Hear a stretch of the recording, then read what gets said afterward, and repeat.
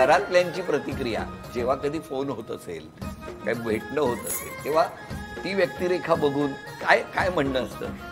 सुरुवातीला तर त्यांचं असं होतं की हसू येतंय तू जे काही करते आणि लगेच सापडते अहिल्याला, त्यावरून हसू येतंय. पण आता त्यांचं असं म्हणणं, तू का देतेस त्रास, नको ना देऊ इतका त्रास, नको करू हे, तू चांगली वाग ना सगळ्यांसारखी, असं ते मला सांगतात फोन करून. हा, हे का केलं तू, हे नव्हतं करायला पाहिजे, हे बघताना आम्हाला वाईट वाटलं, तुला नाही का करताना वाईट वाटत? नॅचरल का वाटतं माहितीये का?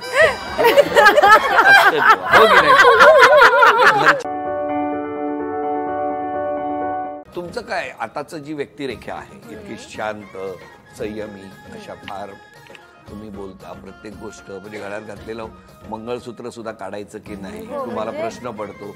त्याच्यात तुम्ही कधीतरी येऊन सगळं जे घडलं ते या माऊलीला सांगता, तर या माऊली जवळ ढगात गेल्या गेल्या आहेत की नाही हे आम्हा प्रेक्षकांना प्रश्न म्हणूनच सगळं बोलते.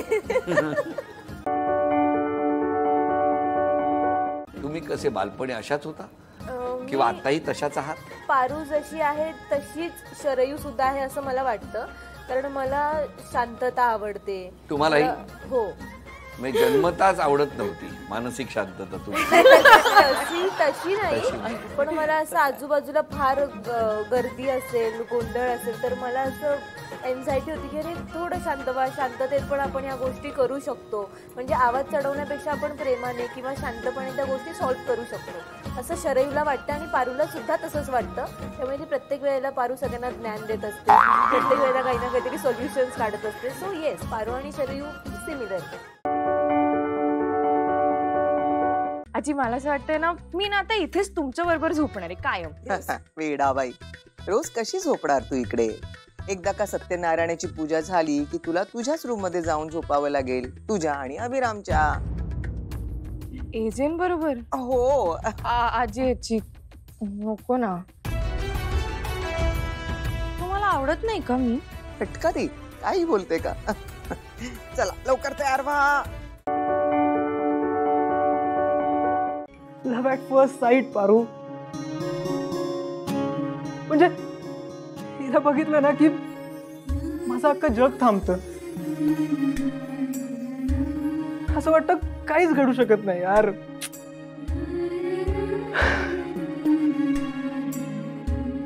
प्रीतम सर, मला आधी वाटलं तुम्ही चेष्टा करताय. प्रीतम सर, तुम्हाला किती वेळा सांगितले तुमचा साखरपुडा दिशा मॅडम बरोबर झालाय, लगीन ठरलंय तुमचं, लगीन होणार आहे त्यांच्या बरोबर. यो असला विचार ना मनातनं काढून टाका आधी. अगं मी काढून टाकायला तयार आहे ग, पण माझं मन काढत नाहीये ना हिला. सारखं ओरडून सांगतोय लग्न करेन तर हिच्याशीच. ऐक ना, आपण एक काम करायचं का, आपण थीम पार्टी करूया. म्हणजे एखादा रंग माझ्या आवडीचा ब्लॅक, बर रेड नाही, एक काम करू शकतो, उद्या वटपौर्णिमा आहे ना, तर सौभाग्याचा रंग म्हणून ग्रीन चालेल ना? ठरलं तर मग. नाही ग, ही दामिनी किर्लोस्कर तर पार्टीत घातलेले कपडे परत कधीच रिपीट करत नाही, कळलं ना? हो चालेल, ठरलं, डन. उद्या वटपौर्णिमा आहे. लगीन झालेल्या समध्या बायका त्यांच्या नवऱ्यासाठी व्रत करतील. नवऱ्याला उदंड आयुष्य लाभू दे, जन्मोजन्मी ह्योच नवरा मिळू दे म्हणून प्रार्थना करतील. माझं बी नशीब कसलं आहे, माझं लगीन झालंय हे समध्यांपासून लपवून ठेवावं लागतंय मला. नाही, आदित्य सर जरी हे लगीन खोटं मानत असतील तरी त्यांच्यासाठी, त्यांच्या आयुष्यासाठी मला हे व्रत करावंच लागल. बघा ना डाग गेला का? हो.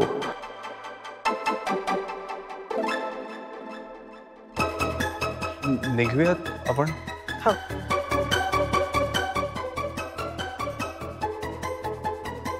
फोन तुमचा.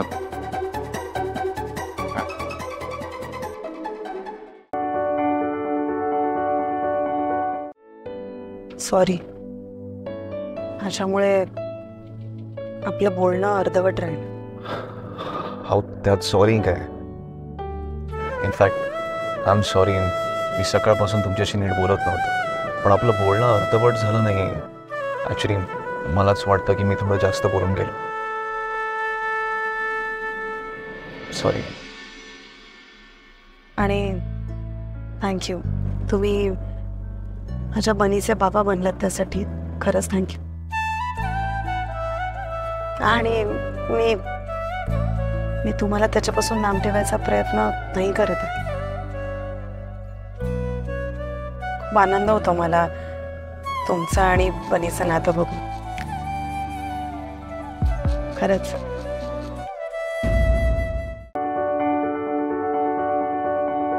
काल रात्री झोपेत विरोचकानं माझ्यावरती हल्ला केला.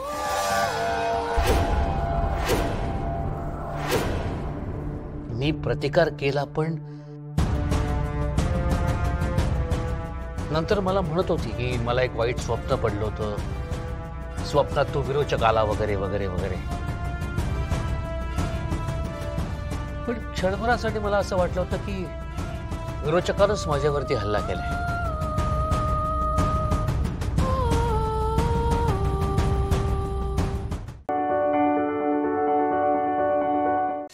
एक लक्षात ठेव, या वयात आपण कमवलेले पैसे जपून ठेवणं खूप गरजेचं असतं. या वयात केलेली गुंतवणूक पुढे जाऊन आयुष्यात खूप महत्वाची ठरते. हे परत अकाउंटमध्ये भर. दादा, ही माझी पहिली कमाई आहे आणि पहिली कमाई मुलगी नेहमी तिच्या बाबांना देते ना.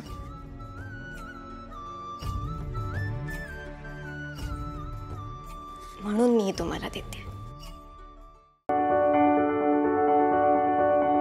हे पैसे ठेवा. हो.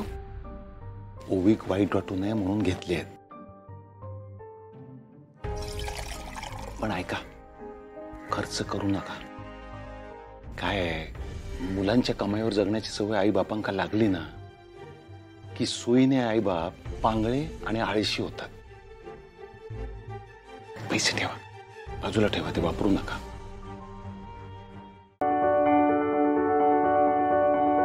तू या दोघांचं औक्षण करून घे. सीता, इथे सगळे जमलेत. त्यांच्यासमोर तुझी नाराजी नको. मला नाही वाटत मी असं उसनं अवसान आणू शकते. त्या मुलीसारखं खोटं वागणं मला नाही जमणार. सीता, ती खोटं वागत नाहीये. ती हे सगळं सावरायचा प्रयत्न करते आणि ते तुझ्याकडूनही व्हावं असं मला वाटतं. मी पण इथे बसणार वहिनीच्या बाजूला. अरे वा संपदा, हे बरं आहे तुझं. अशूचं लग्न काय झालं, तू लगेच साईड चेंज करून घेतलीस. म्हणजे मी काय केलं? मी काय केलं? लग्न झालं आणि तू अगदी आता त्या शिवाच्या शेजारी जाऊन बसलीस. हा, मग तुम्ही सगळे जण डंबोच्या बाजूला बसलात, तर वहिनीच्या बाजूला कोणीतरी बसलं पाहिजे ना. म्हणून आजपासून मी वहिनीच्याच साईडला आहे ना. डंबो, आता आमची टीम आहे. हा काय वहिनी? मस्त.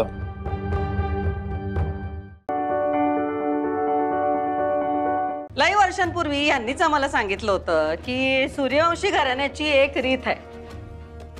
लग्नानंतर म्हणजे तुमचं काय म्हणतात तो मधुचंद्र का काय व्हायच्या आधी, म्हणजे खऱ्या अर्थानं संसाराला सुरुवात व्हायच्या आधी, नवरा बायकोनी नेसत्या कपड्यानिशी घराबाहेर 10 दिवस राहायचं. हा उमरा ओलांडल्यानंतर सूर्यवंशी घराण्याची ओळख बी कुणाला सांगायची नाही. हे 10 दिवस जर सगळ्या अटी पाळून नवरा बायको जगू शकल्या, जगायला काय हो, कुणी कसंही जगू शकतंय, पण एकमेकांची साथ न सोडता, एकमेकांना घट्ट धरून, एकमेकांचा विश्वास न गमावता, एकमेकांच्या मागं सावलीसारखं उभं राहून, एकमेकांना सांभाळून जर बाहेर तरले तर त्यांचा संसार सुखाचा होतो, आनंदाचा होतो.